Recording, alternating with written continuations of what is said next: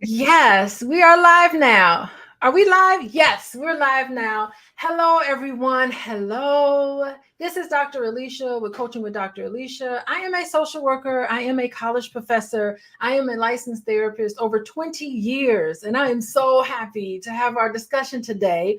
We are going to talk about two women. We're going to talk about the recent controversy with rapper Dee-1. By the way, Dee-1, on a personal note, he's like my baby. Anyway, my baby is growing up and he has been talking about calling out hip hop artists who glorify murder and drugs in their lyrics. And Dee-1 has been outspoken on many appearances. He's been talking about it on Instagram about these issues. And now he's naming names. Has named three artists in particular: Rick Ross, Meek Mill, Jim Jones. He's challenging these rappers. He's saying, I love you. Y'all can do better. And he's saying that you're glorifying people getting killed. And they have been responding. We'll talk about how they've been responding a little later. But the themes for today are going to be toxic masculinity, because, female women, Black women with PhDs, we love talking about toxic masculinity. We love talking about this because it is a real thing, because there is a such thing as real manhood. Okay. So we want to bring out the difference between toxic masculinity and real manhood. I also want to talk about lyrics and its impact on the subconscious mind. We're going to talk about that a little bit. And what I really am impressed with, if I have to weigh in on it, is Dee-1 talking about love. He's saying, listen, at the beginning of all of his discussions, he's saying, this is coming from love. This is coming from me seeing the God in you that can do better than what you're doing now. Can you really, really rest your head every night with a clear conscience to know I done some good in the world today? So that is really beautiful. I do want to talk about that. But another thing, Dr. Tachi, if I can jump ahead of myself, we've been talking about the bigger picture. There's something going on with the music industry that this sort of thing is glorified. So to join me in this discussion, you see her on the screen.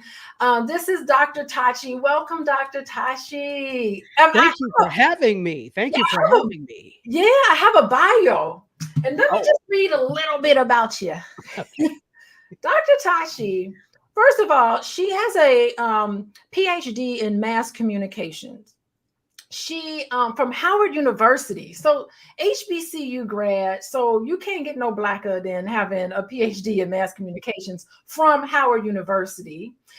She served as a faculty member in the communication department at Howard University. So she must have been an outstanding student, because why would they hire you to come back? Anyway, she was also at George Washington University, Nova Southeastern University. She's taught at various different places. She's a journalist. She is a broadcast media producer. I'm just reading on here that she's a dancer and choreographer. This is kind of cool. So she is all about looking at media and how media impacts people. So this is her background. Let's see all of the places where she's connected. She is the host of Mediascope on Instagram. Check that out on Instagram, Facebook Live, LinkedIn, YouTube. She's everywhere. She's even in Nassau, Bahamas. She's broadcasting in the Bahamas. Hello. Okay. And she's been all over platform, but we are so happy that she is with us today. Welcome, Dr. Tachi. What's on your mind? Wow. Well, so much. This seems to have been the past, not just week, but 2 weeks of events when it comes to high-profile Black people. First, the controversy with Keith Lee, Darius Cooks, and going to different Black restaurants, particularly in Atlanta. For some reason, nobody seemed to have a really big problem until it came to Atlanta, which is a huge Black epicenter. And now to this. And it's interesting because I remember reading Love from Bell Hooks. I don't know if you ever read that. Yes. Me and my daughter, my 16-year-old daughter, we read it together. Yes. Now, see, you could tell an academic when this is the family reading book, It Bell is, Hooks. yeah. So I remember very well in in Love that she talked about the reason that so many Black movements failed was because they lacked a love ethic. And and I'm like, it's true, because it became about self-esteem. It became, which was a big thing she talked about, that sometimes we're so busy fostering self-esteem, and rightfully so, understandably so, that we forget about the love aspect of it. And so many of our movements were rooted in self-esteem rather than love. So all you have to do is apply that to what we're seeing here, right? Keep trying to save face and maintain a good self-esteem by some of the rappers that are calling out Dee-1 for calling them out. They're saving face, and I'm not defending them, but this seems to me like what's happening and what's going on. Yet Dee-1 is coming and trying to inject that love ethic that Bell Hooks says is missing from the music, and the music is a movement. Hip hop is a movement. So here we go, lacking a love ethic. The reason why it's failing is because it lacks love. So when somebody tries to inject it, everybody rebels. That's just what I'm seeing. Yeah, it is really like this choice that we have to make between good versus evil, love versus hate. This is the theme that we're seeing in our community right now. I mean, Keith Lee, at the beginning of all of his videos, he is nothing but love. He is nothing but positivity. He's saying, can I give my opinion about what I'm tasting and what I'm experiencing? If anything, he said, I'm not a trained critic. You know, I'm just a person that likes to eat food. I would love to share this with my family. I don't want to be treated like a celebrity. I don't want to be treated any different than anybody else. I'm a human being like everybody else. And I want to Exactly. give an honest review. And I love everybody. I mean, everywhere he goes, when he talks to people, it's all about love. Same thing with Dee-1. Listen to Dee-1's lyrics and his music. I played his music when Dee-1 first came out and I met him. Okay, I'm like, didn't think anything of it. You know, I play his music in front of a classroom of master's students in social work, and it wasn't one person in here that did not enjoy the music. It's love, and it's universal. It transcends race. It transcends all of these things that I would say is manipulating us to turn on each other. We have been manipulated by people outside of us to take control of our culture, to take control of our media and our music. And we know the difference between right or wrong. And I really am just surprised at how many people have been in support of what Dee-1 calls murder music. Oh, I'm not at all. And you may cancel me for this, but I'm not. Because the oppressor always has collaborators amongst the oppressed. So I'm not surprised at all. Yes, this murder music against love music. And I mean, when you think about the history of Black people, I mean, all of creation comes from the love between a Black man and a Black woman. That's not me talking, that's science. Science tells us this. And, you know, there have been efforts, and I know we're jumping right into the bigger picture here, but can you comment, Dr. Tachi? We were talking about it before. The bigger picture here. Who's got their hand in this? And the fact that rappers are just pawns. They're pawns of a bigger picture, and I think it's in control of our minds. But you talk, give us an answer. What's the big picture here that's going on with Dee-1 and this murder music? The answer is money. Murder music sells, okay? And it's not, the artist is like the last piece of the equation. It's the record companies, it's the distributors. There's power in distribution, right? When you start to mess up that supply chain, people are not happy. They're not happy at the top when you start preaching against things that are making them money. And so on a small level, on a micro level, we're seeing, oh, beef between XYZ, beef, and I'm saying that in quotes. But on a macro level, it's corporations that are unhappy with this. So the answer to that is money. There is money to be made. He is messing up the supply chain. Let's just be real. When you start to speak against those things, same thing with the. You can equate this to anything. The prison to the school to prison pipeline. You're messing with the money of people who fund criminality, right? Yes. So when you start to speak out against it, people don't like it. I mean, and this is not just music. This is with anything. Yeah, and it's funny you say money, and it is money is definitely part of that. But I'm also wondering if it's really about your mind.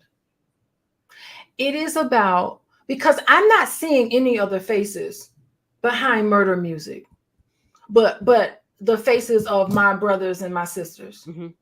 That's the face that I'm seeing. That's what I'm looking at.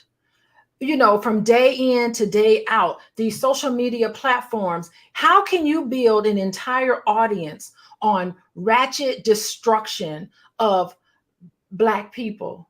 Shame on these people. And I don't want to call them out. I guess I could, but I don't want to call them out specifically. But I just don't see how anything is admirable when all you post all over your page is nothing but negative messages between Black men and Black women and Black artists and the ratchet things that are going on. I'm like, who's behind these people? Who's really behind these people? Well, you know what? It's like with the analogy, for people who are Catholic. You go to confession, right? And you confess your sins to the priest behind shaded doors or whatever. So you think because you've confessed, it absolves you of everything, and then you could go right back to the debauchery that you've been doing. So let's take this, and there was on his social media, Rick Ross actually said something about this. Sorry to call people out, but it's true. He did say something about it, and he mentioned the fact that how much he's done for the community. That he gives turkeys away at was it Thanksgiving or Christmas? I don't remember, but that he gave away turkeys. That stood out to me. So I'm like, in essence, you're saying because you give turkeys, because you went to confession and gave turkeys, it now absolves you of responsibility for the type of music you make that is very harmful to the community. And you can look at it that way, that there are many, and it's not just them. There are lots of artists that do things and say ridiculous things in their music, and the messages in their music are just harmful, but they do other things for the community. And so somehow they may feel, I'm not saying this is what they're thinking, but they may feel, well, I do so much good for the community, it doesn't matter what I say. Okay, someone said there's no audio. Can y'all hear us? Everybody in the chat, hello. Can everybody hear us? Say yes in the chat if you can hear. CB, welcome CB. CB saying, oh, CB can hear. Okay, good. CB can hear. Denise was saying that there's no audio, but anyway, hello to everybody who's joining us. Dr. Tachi and myself, Dr. Alicia, we are talking about the Dee-1 controversy with toxic rap music. We are two women. You can hear us, Dr. Vibe. Wonderful. We are two women. We're weighing in on this drama. You should be happy you all are tuning in now. And I think we began our conversation talking about spreading awareness and talking about some of the positive changes that need to be made in terms of love. And I mean, just within our community, I think this situation with Dee-1 is his stance of a battle against this hatred. But I think the hatred from when you talked about Keith Lee this week, another top news story, is that there's just this big battle going on in our community between love and hate. And it's like love on one side and there's hate on another, and everybody's got to take a stance. Everybody's got to find a direction to go into and decide where you want to be with this. So yeah, I think with Rick Ross and his turkeys, I'm happy that he weighed in. I'm happy Rick Ross weighed in because, first of all, Dee-1 could have made his message. I could make a message any day, any hour about any rap artist. Mm-hmm. But if they respond to my message, that means it struck a chord. Yeah. Because think about artists. They get attacked day in, day out, you know, and they don't even respond to most of the stuff, the drama, the thing. People say stuff about me and stuff. I don't respond to any of it because I know it's not true. Right. Mhm. But when you sit there and it strikes a chord in you, and this goes for everybody, when somebody says something about you and you laugh at it, you really don't care, then that means it didn't hit anywhere. But if someone says something about you and you have a self-conscious thing about it, then it hurts. You know what I mean? It's not going to hurt if it's not true. So the fact that Rick Ross responded with his defensive way of responding about some turkeys, that said it hit home. That said it got to him. And when somebody gets to you, guess what? They're on to something. Maybe he did have a conscious sort of dissonance, which Dee-1 talks about, the cognitive dissonance, right? Yes. Yes. The dissonance Dissonance. really hit home Mhm. because Rick Ross could have just been gone on with his little turkeys and slept good at night and kept on with his murder music and not think twice about Dee-1. But the fact that he responded in that way, that says it struck a chord. Absolutely. It did. It did. Same thing with Jim Jones. Yep. When he was on the show. The fact is that it struck such a chord with him that he made mention in not so many words that maybe his little cousin may not like what he has to say about that. And it really did come off like a threat, almost as if people need to be careful, right? Folks should be careful about what they say. And again, if it's interesting because here's the narrative from especially like Rick Ross was that, well, who is he? Who is Dee-1? We don't know who he is. And the whole thing is like, there's the, well, who is you? But yet you're so upset about somebody you don't know saying something about you. That shows there's something there. You're spot on, Dr. Alicia. Yeah. There is something there. You know something is not quite right with what you're saying, right? And I'm not trying to squash anybody's right to express themselves. And these things happen. I understand that these things happen, but glorifying it is a different thing. And when your music constantly has these messages, even if you're not directly glorifying it, indirectly you are, because you keep talking about it over and over again. So it takes a level of maturity. It takes a level of self-awareness to sit back and say, okay, something's not right here. Something is not right with it, and I need to do it. But sometimes, here we go with money again, sometimes money will supersede all of that. Even if you know it's not quite right, the money is good. Yeah, everybody has a price. I'm sure Jim Jones sat down at some tables and they probably said to him or artists like him, hey, this is what you're going to rap about. Or they find somebody rapping about that and they put them on the platform and it's payola. You're on the radio stations over and over and over again. And they pay those people enough money so they can keep churning out this murder music, playing it all over the radio stations. Every Black radio station plays the same songs. They're all owned by the same people. Yeah. You know, it's not like these are independent Black radio stations, right? So it's all owned by the same people, plastering this on. And, you know, you talked earlier about off air. We talked about the fact that, and I think it goes in with Jim Jones and this whole thing with toxic masculinity. Would you mind, Dr. Tachi, comment on this whole issue of toxic masculinity versus what I see, real manhood coming from Dee-1? Talk about that. Absolutely. We have to look at it from a societal standpoint, because societally, let me just not say society in general when I'm talking about the world, but let's talk about the US, because that's predominantly what we're talking about here. Media, culture in general dictates a hyper masculinity. And that's what that toxic masculinity is. Overly rough, overly aggressive. I'm not taking anything. We're not going to. And you know, some Black men will fall into that, because here's the thing. When you are non-melanated and you have power, you don't have to fall back on aggression to do anything, because I have money and power. I don't need to. I'm not bothered. How many rich, non-melanated men do you see that are scuffling and tussling like that? You don't, because they don't have to. But when all you have is your brute and your strength, that's what you fall back on as your level of power. But that's also toxic, and it's been glorified. But it's not just, I don't want to just talk about media that Black people are involved in.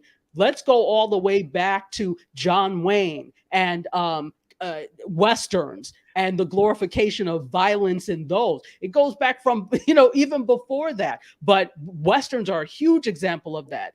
So when you look at that and you look at the things that people gravitate to, of course, because, art imitates life, life imitates art, that type of thing. So we see all of these messages that encourage men to be, that real manhood is about being aggressive. And that's toxic.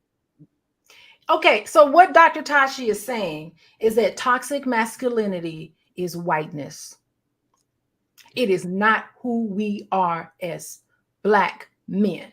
That is not who you are. Right. It is just you imitating whiteness. It's imitating a Eurocentric ideal of what manhood is, right? Yes. So all we have to do, because my favorite thing to do, that's not the African way. That's That's not the African way, right? That's my favorite thing to say, because it's very easy to exhibit these traits when this is what you've been shown. And in order to be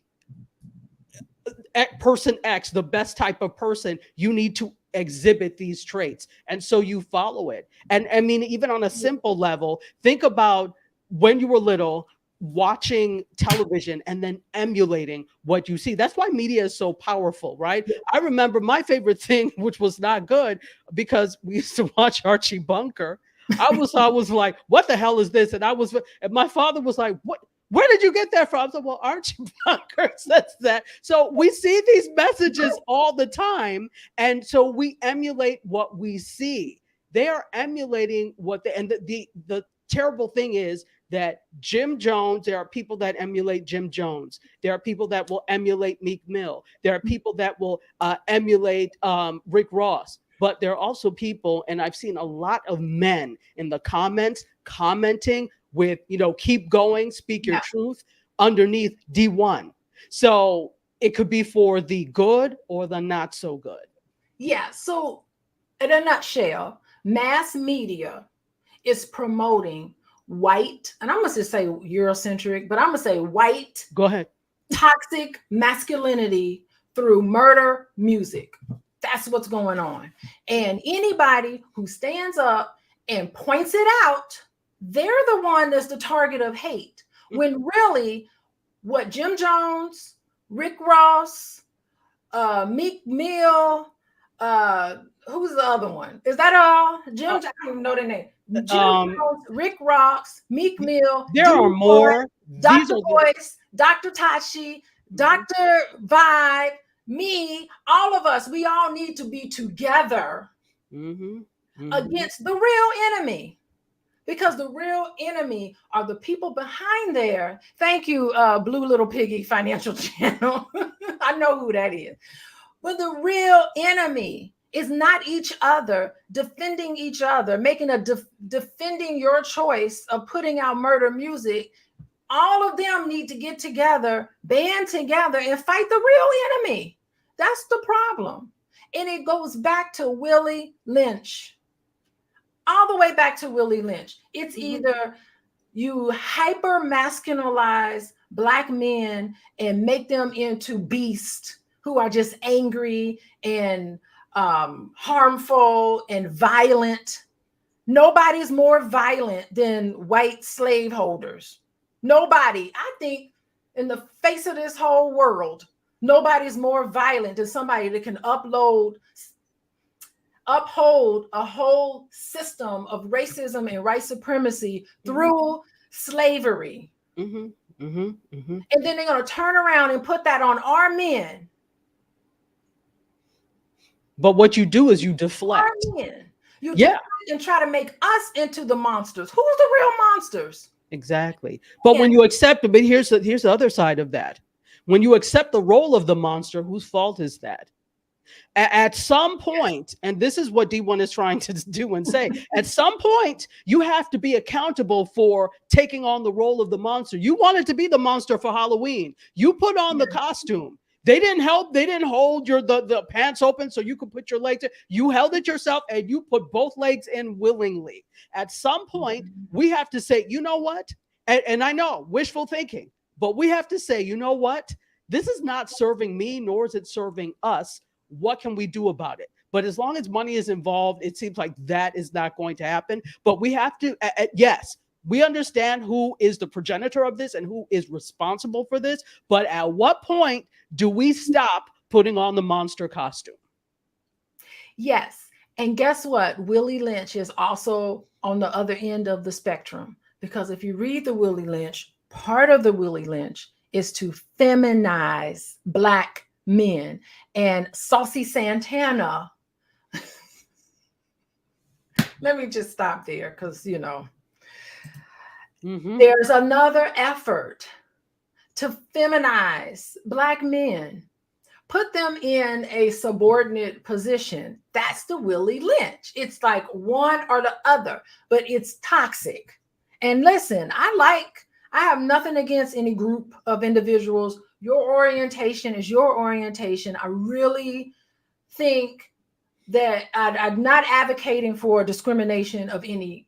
I'm talking about the agenda. We're pointing out the agenda of hyper masculizing and toxic masculinity with Black men through music.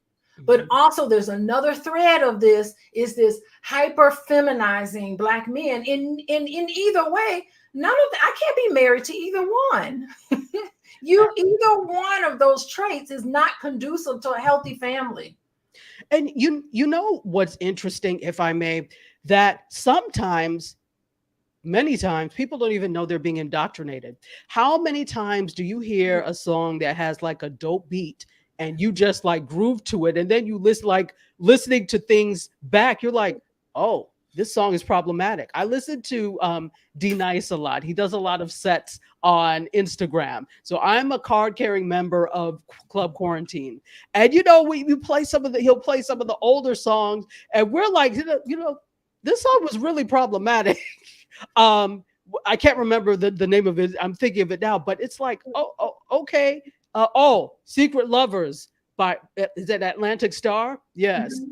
We're like, this is really a problematic song. The message is terrible. But, you know, back then you're little and you're singing and you don't know. So it's the same thing with a lot of this music. It has a dope beat. It is well produced. It sounds good. And so with some people, the lyrics may resonate, but some other people, even though you're saying the lyrics, you don't fully recognize it. So it's easier to indoctrinate you when you're not fully aware of it. Yes. And let me tell you something. I want to shout out to rest in peace to my boy, Brother Panic, who has made his transition. And he's one of my spiritual teachers. I was in one of his class and he talks about the subconscious mind. And I am obsessed. I'm obsessed with subconscious mind material. Any material that has to do with subconscious mind, I have read it, studied it over and over again. And one thing that was always talked about that programs what you do on a subconscious level. Remember, subconsciously, listen, let me give you an example of what subconscious mind means for everybody here. Subconscious mind means, suppose you're walking down the street and you see a Black guy coming towards you and he has on a suit. Okay. He has on a suit and he walks past you and you clench your purse real tight, you know, as he walks past. You are doing it. You're not even conscious that you're doing it. You're operating on your subconscious mind because subconsciously you could be saying, oh, here's this Black man coming toward me. He must be dangerous. Where did you get that from? You got that from the images and the messages that have been given to you over and over and over again. It trains your subconscious mind to think that any Black man, never mind, you forget the fact that he has on a three-piece suit and he ain't thinking about you and your little purse, your little broke self. You're not thinking about that. He's getting to work, obviously going to work. You cling to your purse because you're operating from your subconscious mind. Why people do this, they don't even know why they do it. I didn't even know I was doing it. You ever seen that show when the guy, what would you do? And he like tricks people at a restaurant and he really be calling out people. He's calling out their subconscious mind, right? What they're operating subconsciously. They don't know that they're doing it, right? It is that powerful. But one of the things that programs your subconscious mind is repetition. Over and over again. And one thing Brother Panic talked about was that how do you know your ABCs? You know your ABCs because you say it over and over again since you're 4 years old, since you learn how to walk. You know your ABCs, but if you try to say it backwards, you're not going to be able to say it backwards because you didn't learn it backwards. Right. You learned it through. And there's been songs that I haven't heard since I was in the 2nd grade.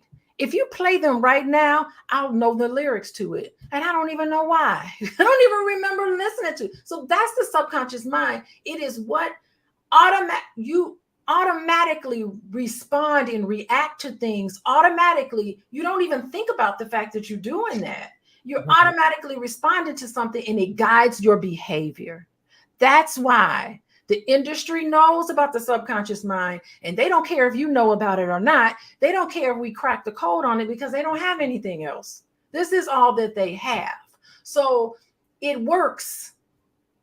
So what does this do when you're just dumping all of this negative, toxic music, murder music into our community? What is it doing to us? Dr. Tachi, talk about that.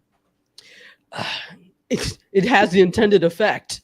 Yes. It has the intended effect. It's the same thing of, remember with the crack epidemic in the 1980s, where things were, purposely dumped there, right? Even though nobody seems to have any evidence, we all kind of know that this was done. So it has the intended effect of, first of all, distraction. When you're distracted by this type of stuff, you can go ahead and run governments, run things any way you like, because nobody is paying attention because of the siren of this type of music, right? Number two, that indoctrination causes some people to actually act on the things that they hear in this music, thinking that it's cool, thinking that this is the way to be and the way to behave. Never mind the counter messages from the church, from people that the conscious community, etc.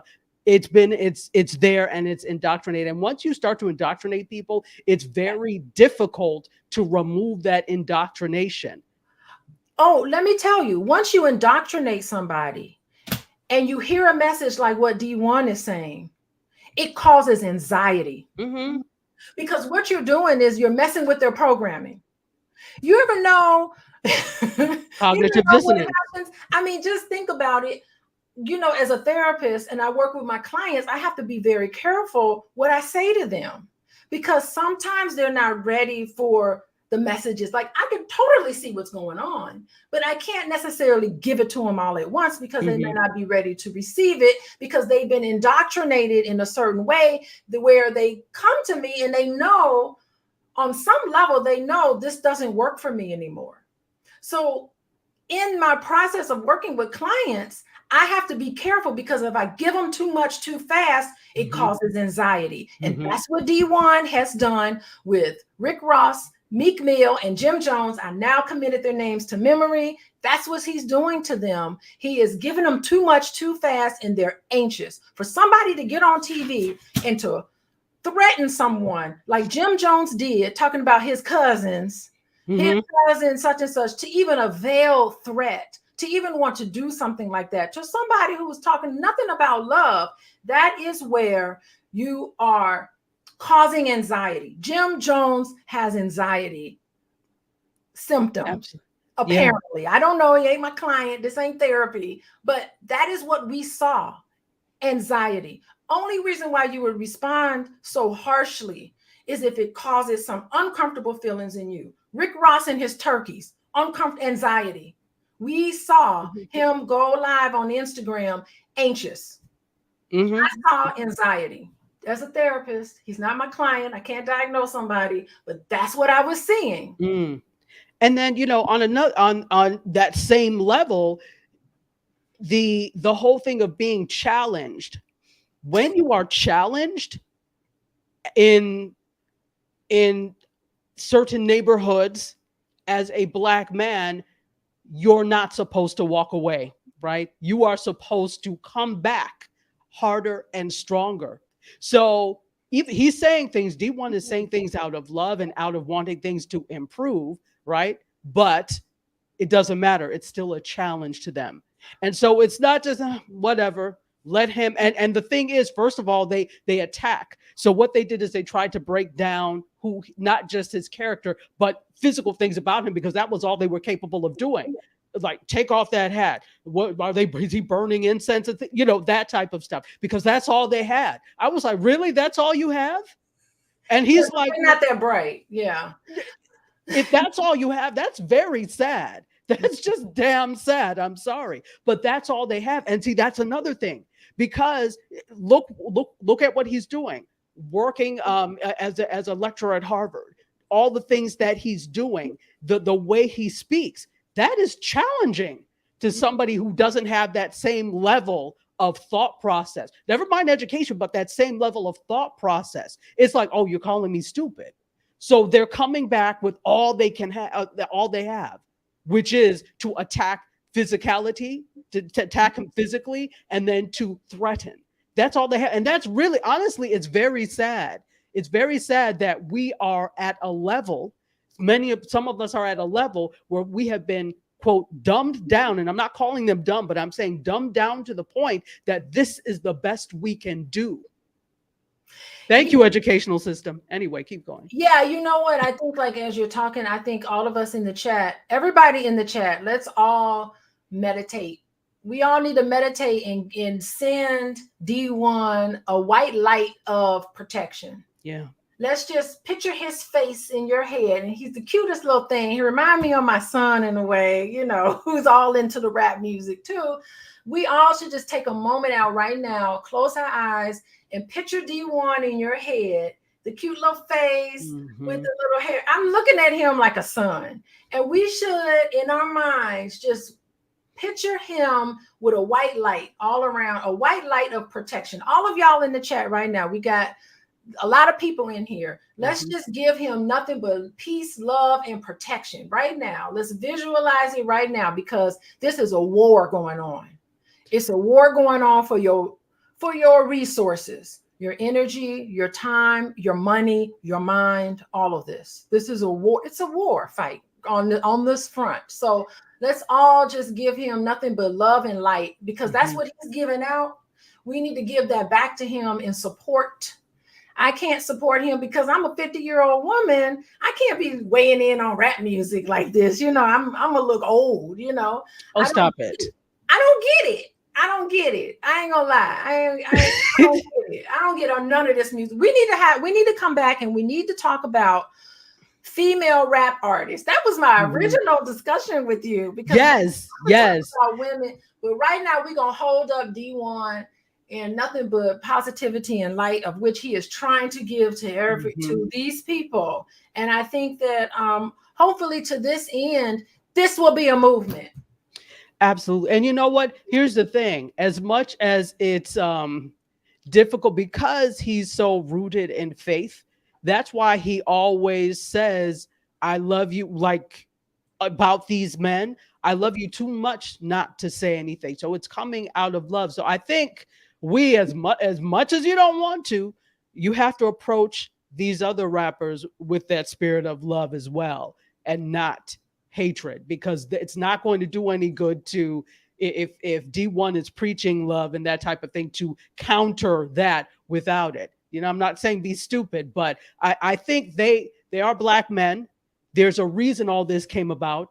All of this type of things where we have beef with each other was it's a higher thing, and it's been manufactured, and it's a way to keep us fighting each other so that powers that be can continue to debaucherize. That's not a word, but I'm making it one. Debaucherize can continue to do that. So I think that we also need to send some love and light to those men as well, because they come out of conditions that facilitated this.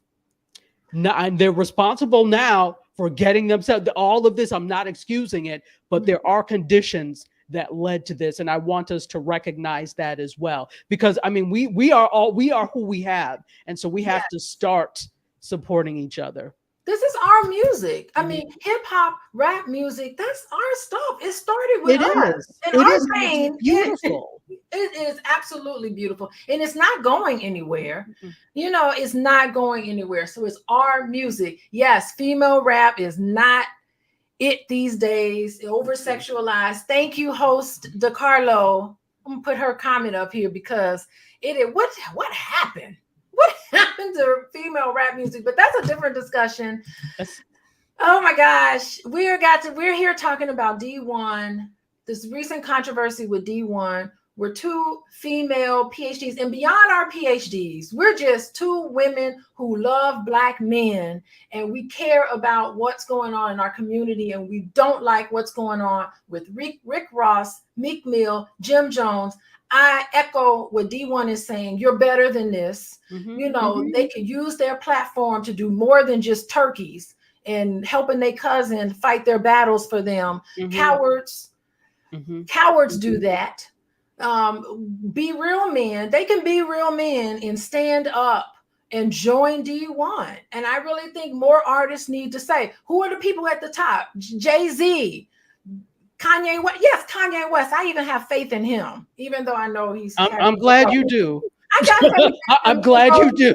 Struggles. I think everybody needs to join this movement because your conscience is on the line. You have got to. There's no more sitting on the fence with this.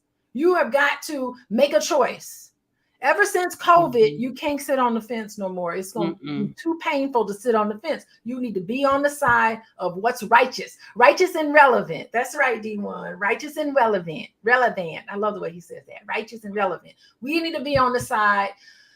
Anyway, everybody, I just wanted to thank you all for joining us. Thank you to everybody. Love and light to Dee-1. Before we end tonight, Dr. Tachi, do you have any parting words for everyone? Yes. Okay. In the words of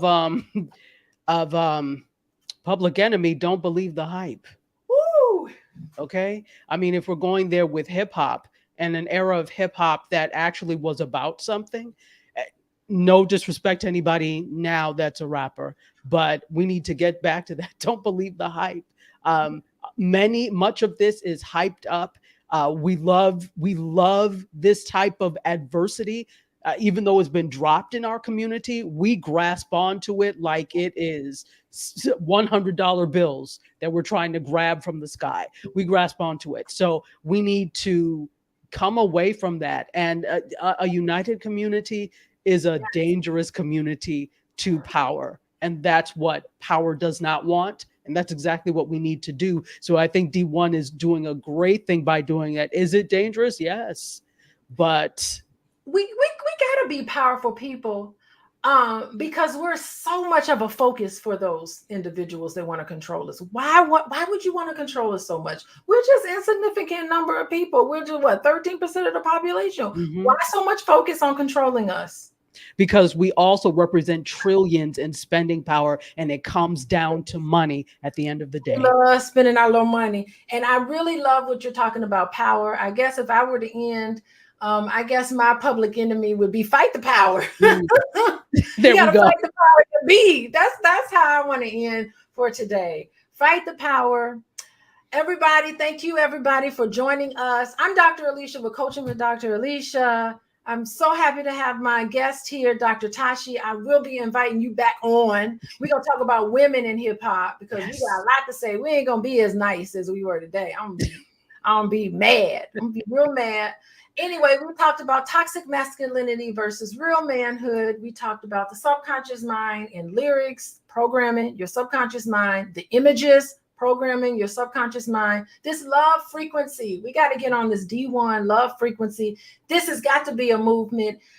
Dee-1 is a vessel of this movement. I hope everybody gets on board. I hope more big name people weigh in on this. Puff Daddy, all the people that's been in the game, and they should know, they should be able to weigh in on this. Why not keep this going? And, so this will show us in the music industry who keeps quiet and who weighs in. We shall now know. You can't sit on the fence no more. It's time to fight the power. Thank you, everybody.